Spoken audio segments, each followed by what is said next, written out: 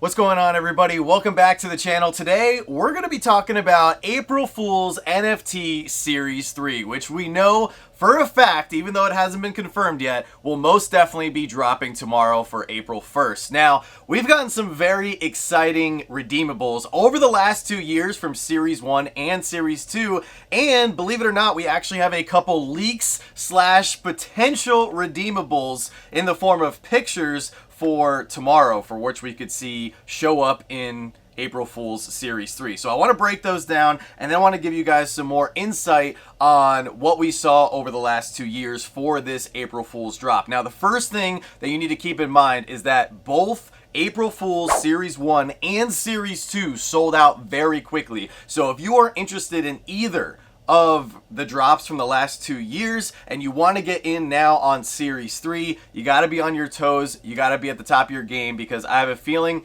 based on the popularity of NFTs here in 2025, we are going to be seeing another sellout at some point tomorrow. So let's get into the leaks / potential redeemables that we could see for tomorrow. So we actually have a little video promo of a potential release that we could see tomorrow in the form of the damaged box NFT, and I really like this little video. It could actually be something real here, even though it hasn't been confirmed yet by drop. But in this little video, it actually has a little coin in the top that says limited to 1,700 pieces. So this could be one of the legendaries.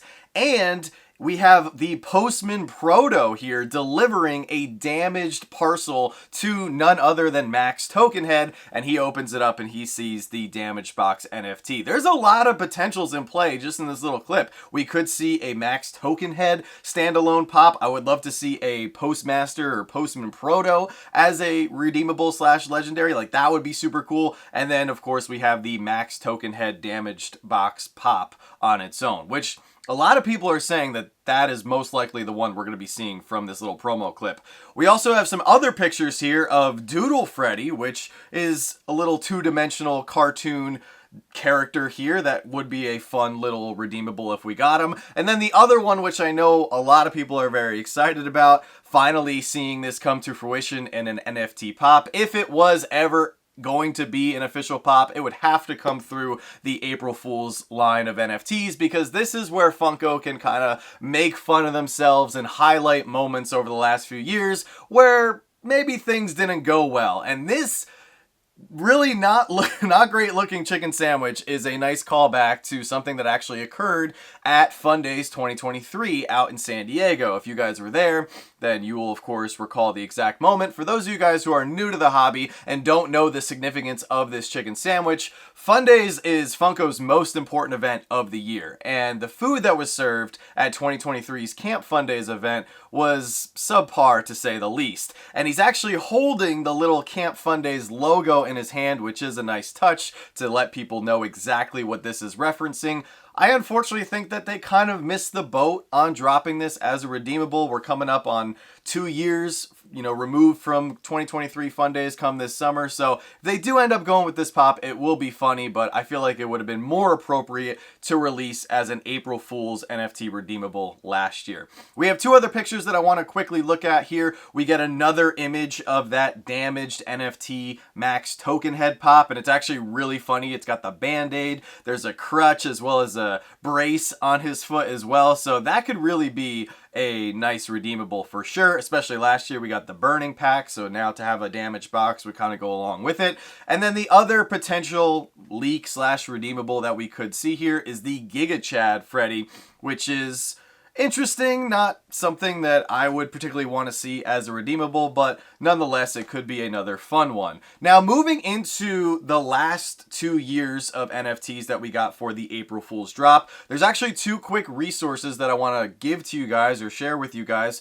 to assist you in your NFT journey. Now, for those of you guys who don't know, the drop website actually lists every single release on their website. So you can go back and you can see exactly what they've released since the start of NFTs. Now, even furthermore, there's another website that I want to bring to your attention called popandstock.com. I recently discovered it a few months ago, And it's turned out to be a very helpful resource. And not only does it break down how many packs were sold for each NFT release, it also breaks down each redeemable and, most importantly, how many of each redeemable was actually redeemed and burned, which is something that unfortunately on all of the NFT pops up to this point do not accurately reflect the true number of each pop redeemed on that sticker. Thankfully, Drop has now corrected that. Moving forward, we should start to see that moving into the second half of 2025. But up until now, the stickers are not technically accurate, and they're all, at least for the most part, a little bit more limited than that sticker would entail. So going back to Series 2 of the April Fool's drop, we actually got 7,000 standard packs and 8,000 premium packs for a total of 15,000 packs that were actually released. As for the physical redeemables that we saw, we got 4. We got the Grail, 2 legendaries, and a royalty. And the Grail for this set was the Popposite Freddy, which was kind of funny because it was a regular Freddy Funko Pop with a small Freddy Funko head. Super cute, and believe it or not, this is the key thing that I wanted to bring to your guys' attention. If for whatever reason you are not able to get any of the packs tomorrow, which I do anticipate selling out, there is still hope for you on the horizon. This Popposite Freddy Grail from last year's NFT release is actually only going for $70, believe it or not. Out of the 999 that were available, only 959 of them were actually redeemed. The next redeemable that we had was the Burning Pack. This was our first legendary. Out of 1,400 possible Burning Pack legendaries, only 1,335 of them were redeemed. And this one is pretty crazy. This one is only currently valued at $35, so I don't think a lot of people were necessarily too excited for this one and have not gone after it for their collection, so the hype for this one has died rather quickly. The next one that I want to point out here is the Chick. This is the second legendary that we got, once again limited to 1,400 pieces. Only 1,334 of them were redeemed. And unfortunately, once again, only has a value of $35. So it would actually behoove a lot of you guys to not buy packs and wait until these pops, depending on what they release, wait until they actually release in physical form, hit the secondary market, and then you might actually save some money by going after them later on rather than buying packs right away. But I know some people are impatient. They want to buy packs right away. They want to have that exciting experience of opening the packs to see if they can pull a redeemable. The fourth and final redeemable that we got from April Fool's Series 2 was actually my favorite of the 4, the Balloon Proto. This was the royalty, limited to 1,600 pieces. 1,511 of them were redeemed. This one has a little bit better value, but still very low, considering I think it's a very unique pop, coming in at only $46. So I think the key takeaways from Series 2 is that a lot of people redeemed most of these pops. So a lot of people were excited to get these in their collection. However, I think the people who went after them got them, and then people who just didn't want any of them or didn't want to participate in this drop, they didn't go after them later on. So I think that's why you have very low values overall, as out of all 4 of these pops, not a single one is over $100. Next up, let's take a look back here at Series 1. So Series 1, I think, in my opinion, was better than Series 2. I enjoyed Series 1 a little bit better. It only had 3 redeemables compared to Series 2's 4 redeemables. Interestingly enough, we got the same amount of packs. So from 2023 to 2024, they did not increase the number of packs. It was just a different breakdown. So we got 7,500 standard, 7,500 premium for, once again, a total of 15,000. Will we see more packs tomorrow, more than that 15,000? I think we might, just because of how popular the NFTs have been in 2025, and we've seen several sellouts. So it would actually make sense from a business perspective for Funko, if the redeemables are good, which hopefully they are, to throw out a couple more thousand packs, because people are more than likely going to buy them. For the breakdown of the redeemables here, we got 3, a Grail, a Legendary, and a Royalty, and this one is awesome. So the Grail was Freddy Funko holding Max Token Head. This was limited to 999 pieces. Only 964 of them were redeemed. This one does currently still have a pretty high value of $100, although it's come down a lot since April of 2023 when it first released. It did have a peak of $330, so it has depreciated by about 70%.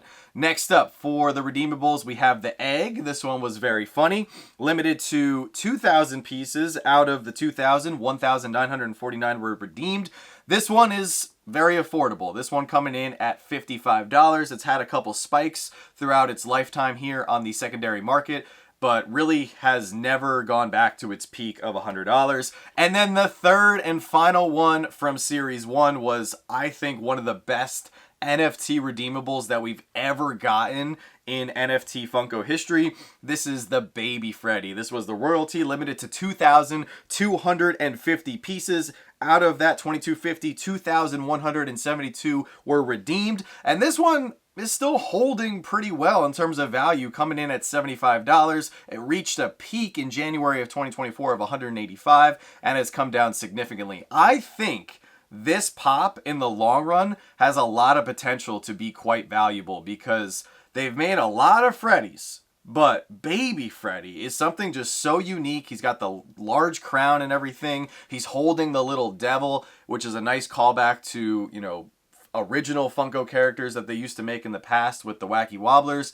I just think this is such a unique piece. Over the long run, this is going to go back up in value, and could we see a Baby Franny to go along with it at some point in the future? So that's the breakdown of Series 1 and Series 2 and the leaks that we've seen for the April Fool's Series 3 thus far. Let me know what you guys think. Are you excited for Series 3, which is most definitely going to be dropping tomorrow? I am. I want to see what they come up with because, like I said, this is Funko's opportunity to really shine.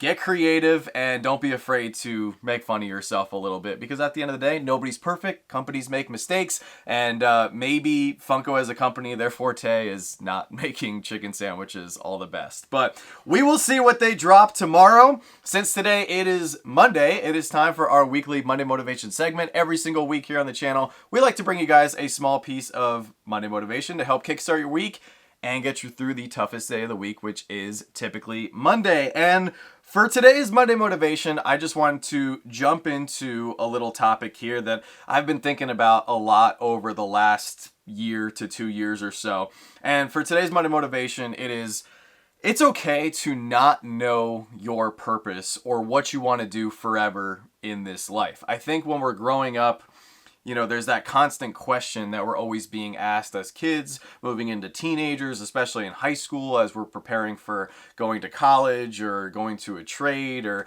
trying to figure out, you know, what do we want to do in life? What do you want to be when you grow up? And as somebody who is 31, I feel like I still haven't really figured out exactly what I want to do in life. And I would venture to say that there's a lot of other people out there who are feeling that. Sometimes we just wake up and we find ourselves in situations or jobs or careers and we don't necessarily know exactly if that's what we truly want. Now, on the flip side, there are other people out there who literally know exactly what they want to do from a very young age, whether it's a doctor, a lawyer, a vet, or a mail carrier, or a scientist, or, you know, the list goes on. Some people are literally just born and they know exactly what they want to do. To give you a brief history of myself, I went into the military because I knew that I wanted to serve and help other people, and the military lifestyle just appealed to me, and I saw myself fitting into that lifestyle.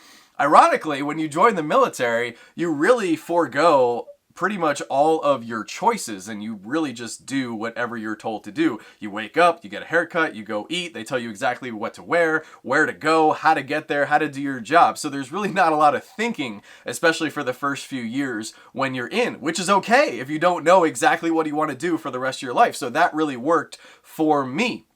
Now, moving into my 30s and looking at other opportunities that have presented themselves, I really looked at collecting and understanding why I love collecting so much as the reason as to why I'm still trying to figure out what I want to do in my life. And that's why I think collecting really goes hand in hand with where we see ourselves. And that's why I love collecting, because if you look behind me, all of these characters are fictional. We've got Captain America, Spider-Man, Batman, Freddy. Funko is completely made up. However, it's the essence of these characters for why I love them. Freddy, for example. Freddy can literally be anything, and that's one of the reasons why I love collecting Freddy and all the various cosplays and forms that he shows up in, because I see myself as a little bit of Freddy. Maybe one day I want to wake up and I want to try this, or I wake up another day and I want to try this, and I can't try everything. That would be physically impossible, but Freddy can, and I can collect Freddy. What I'm trying to say is,